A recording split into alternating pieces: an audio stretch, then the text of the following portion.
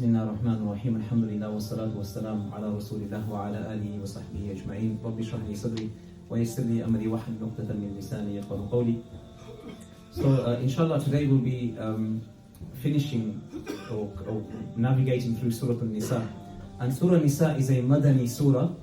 It came down during the middle reign of the Prophet Muhammad sallallahu alaihi wasallam in Medina, around the 5th and 6th year of the hijrah of the migration to Medina.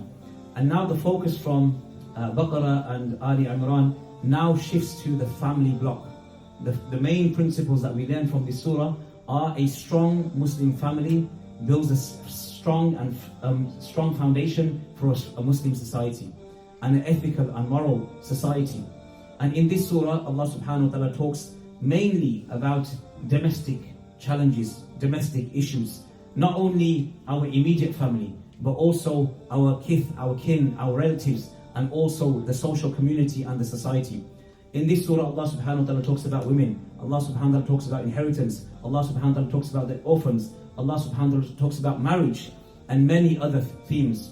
We see Allah subhanahu wa ta'ala starts to talk about orphans in this surah because now some of the major battles took place. Badr took place, Uhud took place, and some people had passed away. They had left behind children, orphans. So what to do with these people? And Allah subhanahu wa ta'ala tells the guardians, the caretakers of the orphans that do not consume the property and the wealth of the orphan in haste before they come of age.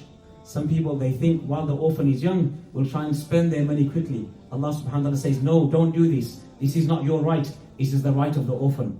And then at the same time, Allah subhanahu wa ta'ala instructs the guardian that if you are rich, if you are well off, then you should not take a share of the wealth of the orphan. However, if you are poor, then you need to take what is reasonable in the community and the society for the welfare.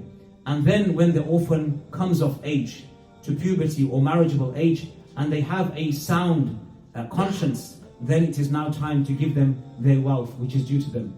In this surah, Allah subhanahu wa ta'ala also talks about marriage. The types of people that we can and can't get married to, the paternal uncles, aunts, and all of the list of people, men and women, Allah subhanahu wa ta'ala has mentioned here. Allah subhanahu wa ta'ala also talks about the obligatory marital gift the husband gives to the wife. Allah subhanahu wa ta'ala says, وَآتُوا النِّسَاءَ الصَّدُقَاتِهِنَّ نِحْلَةً. Nihla here means the obligatory marital gift the husband gives to the wife. And then Allah subhanahu wa ta'ala says that once you have given it to the wife, if she out of her kindness wants to give some of it back to you, it is okay, you can have a clear conscience. Sadly today we see in many societies, there's big debates and big discussions over the mahar, the obligatory bridal gift. We see it's like a little auction going on. 10,000, 5,000, 15,000. The Prophet ﷺ said the best mahar is the one which is easiest.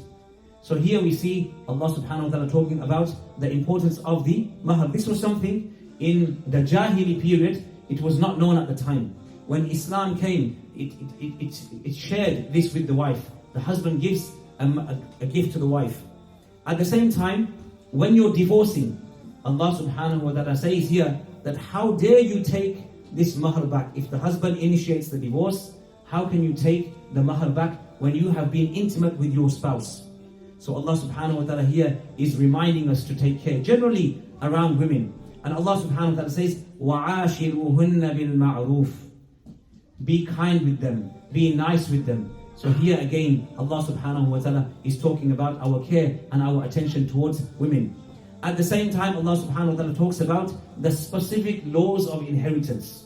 Allah subhanahu wa ta'ala says, if you were to pass away and you left behind family members, would you know who has more right, your father or your son? So you left behind inheritance, you left behind property. How would you know how to divide your wealth?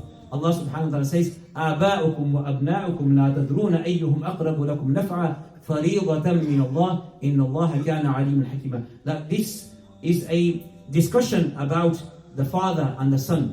When your inheritance is left behind, Allah subhanahu wa ta'ala decides. It's an obligation from Allah subhanahu wa ta'ala upon us. And we have to live our life according to these fractions that Allah subhanahu wa ta'ala has given us. Many a time we see there's many disputes and discussions that take place after a person has passed away. And sadly, people don't follow what Allah subhanahu wa ta'ala has laid down in terms of instructions in the Quran for us.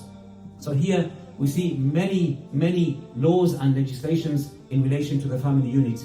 I want to finish off with one verse which is mentioned in this chapter. Allah subhanahu wa ta'ala says, وَإِذَا حُيِّيتُم بِتَحِيَّةٍ فَحَيُّوا بِأَحْسَنَ مِنْهَا أَوْ رُدُّوهَا إِنَّ اللَّهَ كَانَ عَلَى كُلِّ شَيْءٍ حَسِيبًا. And this is in reference to the salam. We give salam every single day. It's an obligation that you have on your brother and your sister. You give the salam and the salam is returned to you. But in this verse, Allah subhanahu wa ta'ala is specifically talking about the salam and bettering the response. So if somebody comes to you and says, Assalamu alaikum, then you should respond in a like manner or in a better manner.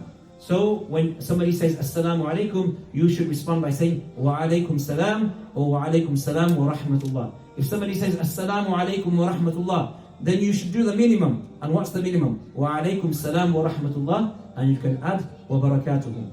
Allah subhanahu wa ta'ala is as-salam, and the salam comes from Allah subhanahu wa ta'ala. We know the time when Jibreel alayhi salam came to meet the Messenger sallallahu alayhi wasallam, and he informed him that your wife Khadija radiallahu anha, she is on her way to see you. She has some food, she has some drink for you. Tell her Allah subhanahu wa ta'ala has given her the salam. Give my salam to her and give her a good news of a house in paradise where there is no grief, where there is no anxiety.